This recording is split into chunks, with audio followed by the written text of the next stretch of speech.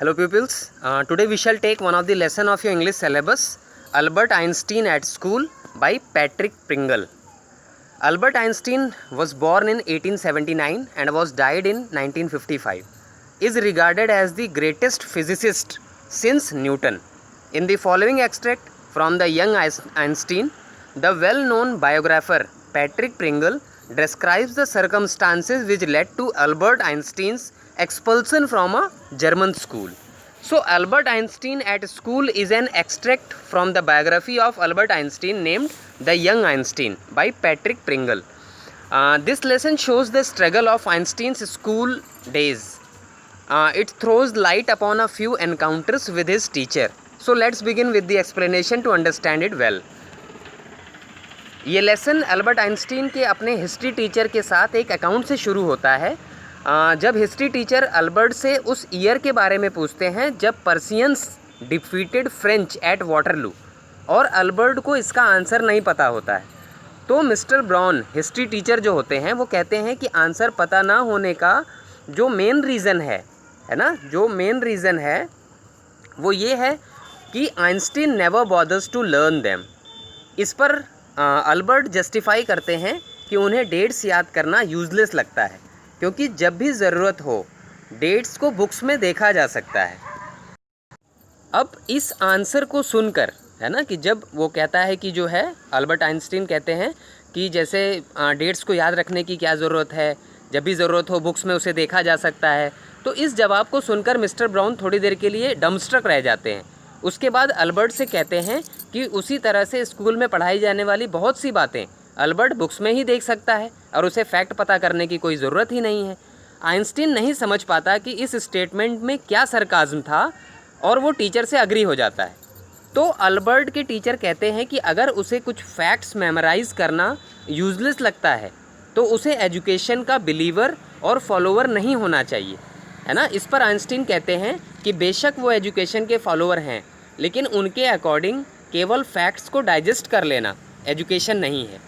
इसके बाद history teacher Einstein को पूरी क्लास के सामने उनके elaborate version of ideal education के बारे में पूछते हैं। तो अल्बर्ट जो है उस चीज़ को क्लैरिफाई करते हैं, तो आइंस्टीन जो है वो उसे एक्सप्लेन करते हैं कि it is useless to acquire knowledge on dates of battles and number of man that were compromised, है ना। तो आइंस्टीन कहते हैं कि what important is to read and analyse the reasons that were responsible for the battle between the two armies. इस पर mister brown बहुत ज़्यादा एंग्री हो जाते हैं और अल्बर्ट की स्पीच को इंटरप्ट करके उन्हें एक्स्ट्रा क्लासेस के लिए रुकने की पनिशमेंट देते हैं। Even it were of no good to anyone including Albert.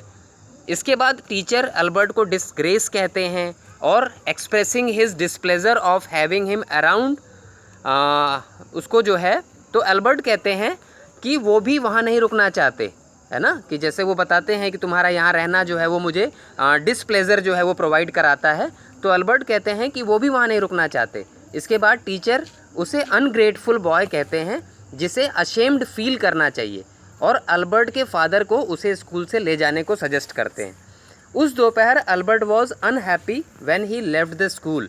ऐसा नहीं था कि वो दिन ही ख़राब था, बल्कि धीरे धीरे दिन खराब हो रहे थे और अल्बर्ट स्कूल जाने के नाम से भी हेट करने लगे थे। आइंस्टीन की केवल एक विश थी कि उनके फादर उन्हें अपने साथ इटली ले जाएं।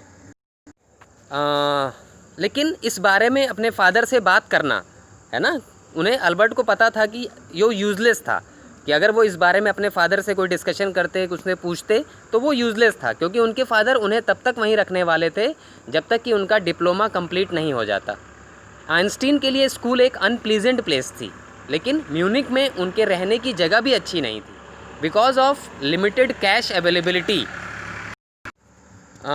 ऑफ हिज फादर, है ना, कि जैसे उनके पिता के पास इतने पैसे नहीं थे, तो because of limited cash availability with his father Albert को म्यूनिक में पूरेस्ट नेबरहुड में रहना पड़ता था। लेकिन poverty, bad food, dirt and lack of comfort उन्हें उतना बॉदर नहीं करते थे जितना कि वो वहाँ होने वाली फ्रीक्वेंट फाइट्स को हेट करते थे। यहाँ तक कि लैंडलेडी की फैमिली भी वायलेंट थी, और वो लेडी जब तब अपने बच्चों को पीटती रहती थी, और उसका पति हर सैटरडे को जब पी कर आता था तो वो उसे पीटता था। अल्बर्ट का एक फ्रेंड था जिसका नाम था यूरी, जो एल्बर्ट को फॉर्चुनेट होने का रियलाइज़ कराता था, क्योंकि उसके पास एटलीस्ट एक रूम था जिसमें वो रह सकता था, भले ही उसके नेबर्स ठीक नहीं थे। इसके बदले अल्बर्ट यूरी को ये रियलाइज़ कराता था कि भले ही यूरी पुअर स्टूडेंट्स के बीच रहता था, लेकिन वो सब सिविलाइज्ड थे और नॉन वायलेंट थे। इस पर यूरी अल्बर्ट को इंटरप्ट करके उसे करेक्ट करता था कि सभी स्टूडेंट्स मैनर वाले नहीं थे, और बताता है कि अभी लास्ट वीक ही one was killed in a fight. अब जिसने उसे मारा था उसे किसी तरह के सर्कमस्टांसेस फेस नहीं करने पड़े, सिर्फ इसके सिवाय कि he never being allowed to play a duel again. The only regret that guy had was that he won't be able to show off a scar as a symbol of bravery.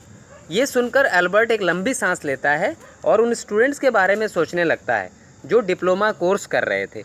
इसके बाद Yuri Albert को कुछ hope देता है कि वो भी उनमें से एक स्टूडेंट होगा, है ना। जल्दी ही जो है वो समय भी आएगा जब वो अल्बर्ट भी उन्हीं स्टूडेंट्स में से एक स्टूडेंट होगा, जिस पर Albert expresses his doubtfulness. Then Albert कहता है कि उसके लिए डिप्लोमा एग्ज़ाम पास करना आसान नहीं है ना। कि अल्बर्ट की कज़िन एल्सा उसे कन्विंस करती है कि वो एग्ज़ाम्स पास करने के लिए फैक्ट्स को लर्न और रिपीट करने के लिए कहती है, और बताती है कि उसने डल स्टूडेंट्स को ऐसा करते देखा है। लेकिन एल्बर्ट कहता है कि learning things by heart is not his best suit. इस पर एल्सा कहती है कि कोई भी पैरेट की तरह रट सकता है, बस उसे ट्राई करने की ज़रूरत है। लेकिन अल्बर्ट ट्राई नहीं करता। एल्सा बताती है कि वो हमेशा अपने साथ एक बुक रखता है, जिस पर अल्बर्ट कहता है कि वो जियोलॉजी की बुक होती है जो स्कूल में नहीं पढ़ाई जाती। अल्बर्ट बताता है ना, कि अल्बर्ट एल्सा से कहता है कि साइंस स्कूल में हार्डली पढ़ाई जाती है ना। तो एल्सा कहती है कि कोई ऐसी किताब कैसे पढ़ सकता है जो स्कूल में नहीं पढ़ाई जाती। तो अल्बर्ट बताता है कि उसे साइंस पढ़ना बहुत पसंद है, इसीलिए वो उसे पढ़ता है। एल्सा समझ जाती है, लेकिन अल्बर्ट से कहती है कि डिप्लोमा पास करने के लिए ये हेल्पफुल नहीं रहेगा, कि जो स्कूल में नहीं पढ़ाया जा रहा उसे तुम पढ़ रहे हो और जो पढ़ाया जाता है उस पर ध्यान नहीं देते। तो अल्बर्ट को साइंस बुक्स पढ़ना बहुत पसंद था, और एक दूसरी चीज़ जो उन्हें जॉय प्रोवाइड कराती थी वो था म्यूज़िक। वो वायलिन खूब बजाते थे, लेकिन तब तक जब तक उनकी लैंड लेडी स्टॉप नहीं करती थी। शायद उन्हें वायलिन की आवाज़ बहुत इरिटेट करती थी, लेकिन उसे वो ये कहकर जस्टिफाई करती थी कि घर में बच्चे खुद ही बहुत शोर मचाते हैं। तो अल्बर्ट बताते हैं कि वो खुद अपने बच्चों की पिटाई करके उन्हें रुलाती थी, लेकिन ये रेसिस्ट नहीं करती थी। लेकिन अल्बर्ट चुप रहना ही बेटर समझते थे।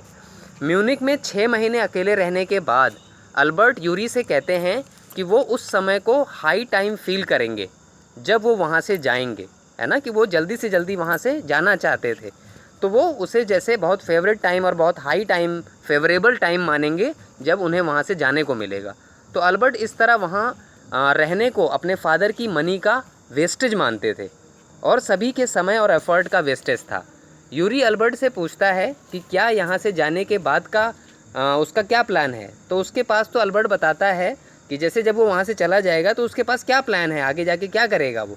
तो अल्बर्ट बताता है कि मिलान जाना अच्छा आइडिया नहीं होगा, क्योंकि उसके फादर उसे मिलान से जो है वो वापस भेज देंगे यहाँ पे। दोनों इस बारे में बात कर ही रहे होते हैं, तभी उसे एक आइडिया आता है।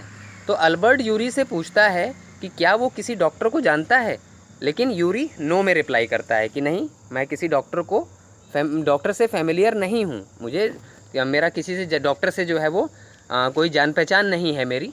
तो वो नो में रिप्लाई करता है। फिर भी वो बताता है कि उसके बहुत सारे फ्रेंड्स मेडिकल फील्ड से हैं, है ना। कि जैसे वो बताता है कि बहुत सारे ऐसे फ्रेंड हैं उसके जो मेडिकल फील्ड से हैं।